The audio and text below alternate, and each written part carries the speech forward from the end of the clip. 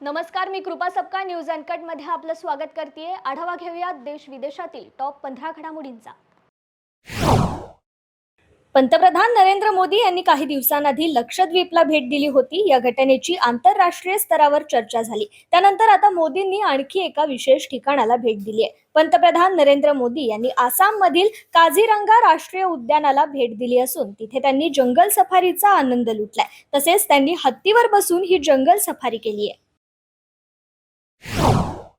कोकणात विविध भागात सुमारे 1500 पेक्षा अधिक कातळशिल्प आहेत, पण तशीच कातळशिल्प आता दापोली आणि मंडणगड मध्येही आढळली असल्याने त्याबद्दल कुतूहल अधिक वाढलंय। बारसू तालुका राजापूर आणि चवे तालुका रत्नागिरी येथील कातळ खोदचित्रांना राज्य शासनाने काही दिवसांपूर्वी राज्य संरक्षित स्मारक म्हणून घोषित केलंय। त्यानंतर आता दक्षिण रत्नागिरीत राजापूर लांजा परिसरात सापडलेली कातळशिल्पे दापोली व मंडणगड तालुक्यातही आढळू लागली आहेत। रत्नागिरीच्या दापोलीमधील उबरले गावात काही कातळशिल्प आढळली आहेत।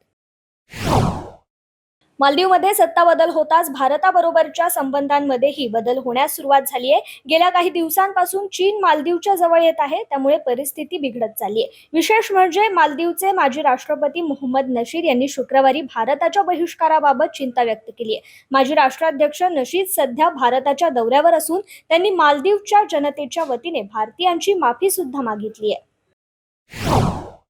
प्रख्यात दाक्षिणात्य अभिनेते कमल हसन यांच्या मक्कल निधी मय्यम पक्ष भाजप विरोधी इंडिया आघाडीत सहभागी झालाय। आगामी लोकसभा निवडणुकीपूर्वी तामिळनाडूतील सत्ताधारी पक्ष द्रमुकने आज मित्रपक्षांसोबत जागा वाटप करारावर शिक्कामोर्तब केलाय। MNM ला राज्यसभेची एक जागा निश्चित करण्यासाठी आली आहे, त्यामुळे कमल हसन यांचे आता संसदीय राजकारणात पदार्पण होणार आहे। पाकिस्तानमध्ये आज होणाऱ्या राष्ट्रपती पदाच्या निवडणुकीत माजी राष्ट्राध्यक्ष आसिफ अली झरदारी यांचा विजय जवळपास निश्चित मानला जातोय। जर झरदारी निवडणुकीत विजयी झाले तर ते पाकिस्तानचे 14वे राष्ट्रपती असतील। पाकिस्तानचे विद्यमान राष्ट्रपती डॉक्टर आरिफ अलवी यांचा 5 वर्षांचा कार्यकाळ गेल्या वर्षी संपलाय। आता पाकिस्तानला नवा राष्ट्रपती मिळणार आहे। उद्योग व्यवसायातून राजकारणी झालेले आसिफ अली झरदारी हे दिवंगत नेत्या बेनझीर भुट्टो यांचे पती आहेत।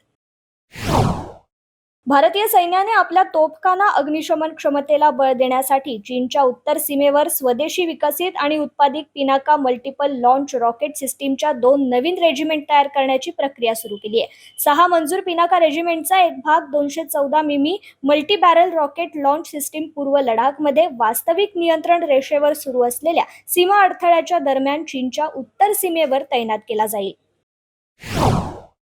पुण्यातील कसबा पेठेतील प्रार्थना स्थळाच्या बांधकामावर कारवाई करण्यात येणार असल्याची अफवा पसरल्याने या ठिकाणी काल मध्यरात्री मोठा जमाव एकत्र आला होता। मोठ्या प्रमाणात नागरिक रस्त्यावर आल्याने परिस्थिती तणावाची झाली होती। या घटनेची माहिती मिळताच पोलीस उपायुक्त संदीप सिंग गिल आणि पोलिसांची कुमक घटनास्थळी तैनात करण्यात आली होती। नागरिकांनी अफवांवर विश्वास ठेवू नये असे आवाहन करण्यात आले आहे।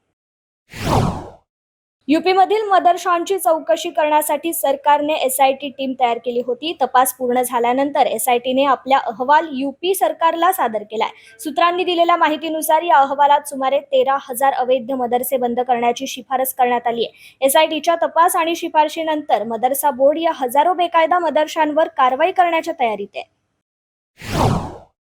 गाझामध्ये मदत सामुग्री असलेले पॅराशूट अंगावर पडून 5 जणांचा मृत्यू झालाय। पॅराशूट हवेत उडले न गेल्याने ते मुक्तपणे खाली कोसळले। यात 5 जणांचा मृत्यू झालाय तर अनेक जण जखमी झाल्याची माहिती मिळाली आहे। अमेरिकेच्या टेक्सासमध्ये भीषण अपघात झाल्याची बातमी समोर येते। या ठिकाणी अमेरिका मेक्सिको सीमेवर हेलिकॉप्टर कोसळल्याची घटना घडली आहे। या विमानात 3 नॅशनल गार्ड सदस्य आणि एक बॉर्डर पेट्रोल एजंट असल्याचं सांगण्यात येत आहे। टेक्सासच्या अधिकाऱ्यांनी विमानातील 3 जणांचा मृत्यू झालाय तर 4थ्या प्रवाशाची प्रकृती चिंताजनक असल्याचं म्हटलंय। मध्य प्रदेशातून एक धक्कादायक घटना समोर आली आहे। यामध्ये मंत्रालयाला आग लागली आहे, वल्लभ भवनाला आग लागली असल्याची घटना घडली आहे। या आगीच्या घटनेची माहिती मिळताच अग्निशमन दलाच्या गाड्या तातडीने घटनास्थळी दाखल झाल्या। सध्या आग विझवण्याचे शर्थीचे प्रयत्न सुरू आहेत। वल्लभ भवन राज्य सचिवालयात ही आग लागली आहे। ही आग नेमकी कशामुळे लागली आहे हे मात्र अद्याप समजू शकलं नाहीये। भिवंडीमध्ये रिक्षा डिवायडरला धडकल्याने एक भीषण अपघात झालाय. या अपघातामध्ये दोघांचा मृत्यू झाला असून 3 जण जखमी झाल्याची माहिती समोर आली आहे. या अपघातात रिक्षाचा चेंदामेंदा झालाय. पीटीआय या वृत्तसंस्थेने जारी केलेल्या अपघाताच्या व्हिडिओमध्ये सध्या सोशल मीडियावर हा व्हिडिओ व्हायरल होतोय. भरधाव वेगात असलेल्या रिक्षासमोर स्कूटी आली आणि तोल जाऊन रिक्षा समोरच्या डिवायडरला आपटली आणि पलटल्याने हा जबर अपघात झालाय. रोहित शर्मा आणि शुभमन गिलच्या शतकांनंतर रविचंद्रन अश्विनच्या शानदार गोलंदाजीच्या जोरावर भारताने 5व्या कसोटीत इंग्लंडचा पराभव केला. धरमशाला येथील HPCA स्टेडियमवर खेळल्या गेलेल्या 5व्या आणि शेवटच्या कसोटी सामन्याच्या तिसऱ्या दिवशी शनिवारी भारताने इंग्लंडच्या 1 डाव आणि 64 धावांनी पराभव केला. यासह भारताने ही मालिका 4-1 ने जिंकली आहे. इंग्लंड विरुद्ध खेळलेला सामना हा रविचंद्रन अश्विनच्या कसोटी कारकिर्दीतील 100वा सामना होता. तो अतिशय संस्मरणीय ठरलाय. अश्विनने इंग्लंड विरुद्धच्या सामन्यात पहिल्या डावात 4 आणि दुसऱ्या डावात 5 बळी घेत एकूण 9 बळी घेतले.